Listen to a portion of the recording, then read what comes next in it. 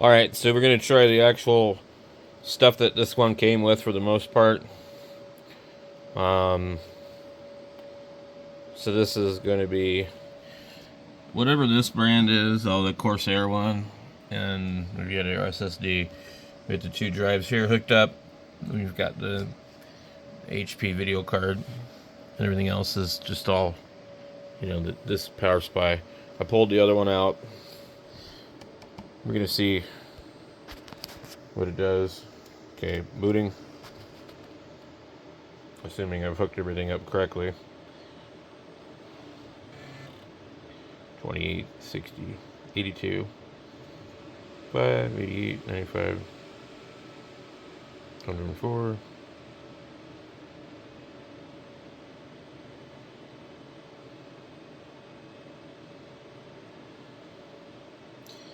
For some reason our monitor turned off. Don't know why.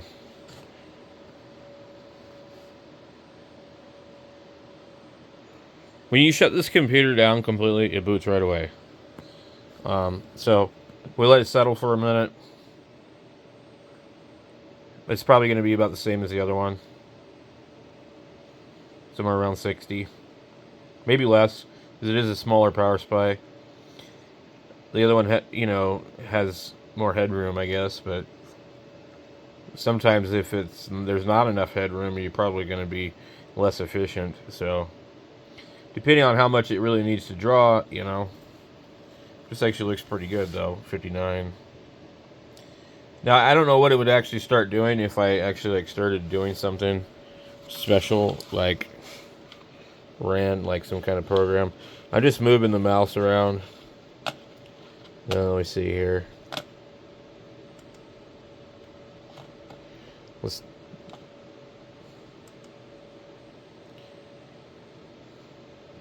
Requiring it to do something jumps up to 120.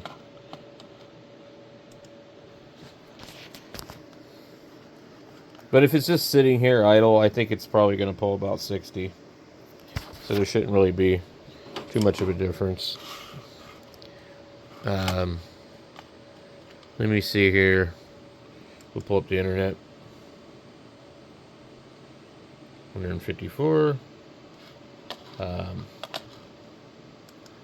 Let's see here. We'll go to YouTube.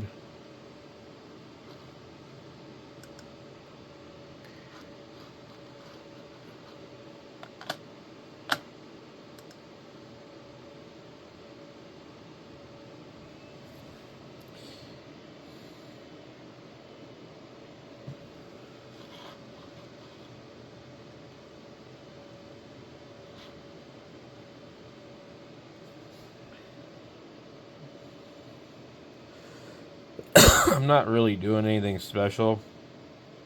Wow, you saw that? 700? It's not even a 700 watt power supply. It's pretty sad. I type in ham radio. The first thing I get is the ham radio crash course guy.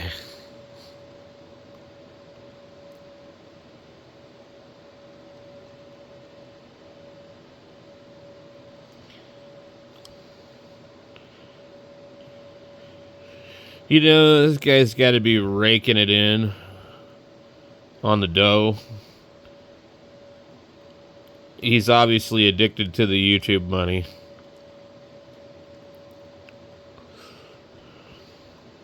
I mean, okay, if I make between 100 and 200 a month on YouTube, what do you think he makes? Or what do you think this guy makes? What do you think that guy makes?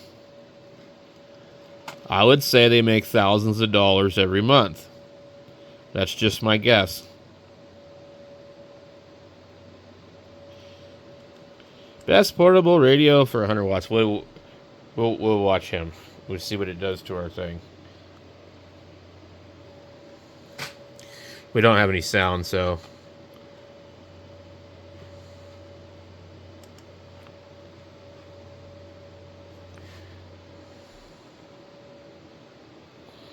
I saw 700 for a second. But right now we're streaming it. Watching his video. 84.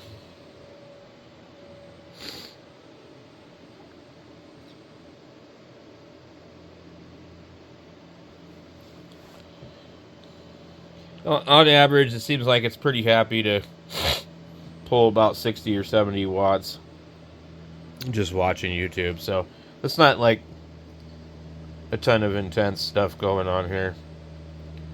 Okay. Well, let's go ahead and just close this. And we'll go into the cinebench. We're already at 98, 105. Okay. Why do I gotta click accept on this again? Okay. So this should cause this thing to draw quite a bit. At some point we should probably see really close to like maxed out amounts.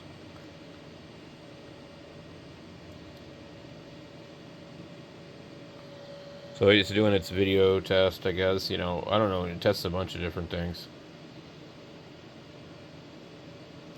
I thought that I had already tested this on here, unless there's like more than one version on this computer.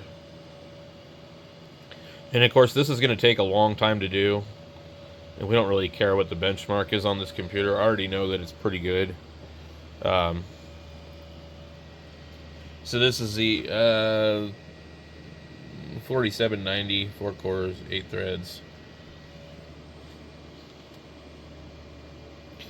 So for me, like, I'm not like a power gamer or anything like that, so I like efficiency as well as performance. So a balance between the two is great.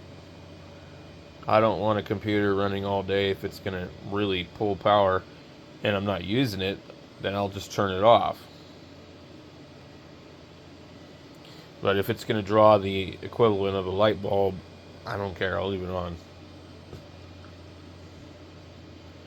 Of course, you know, like with this one, it boots up so fast that like there's no like real reason to leave it on actually, unless it's doing something. So it's not like, well, it's going to take 3 minutes for this computer to boot up. Don't shut it down. It's going to take 20 seconds for it to boot up. But what is weird is if I do a restart on it, like just from while it's on, it's really slow. And I don't know how long it actually takes to actually shut down, like when you shut it down, but I think it's actually fairly slow about shutting down.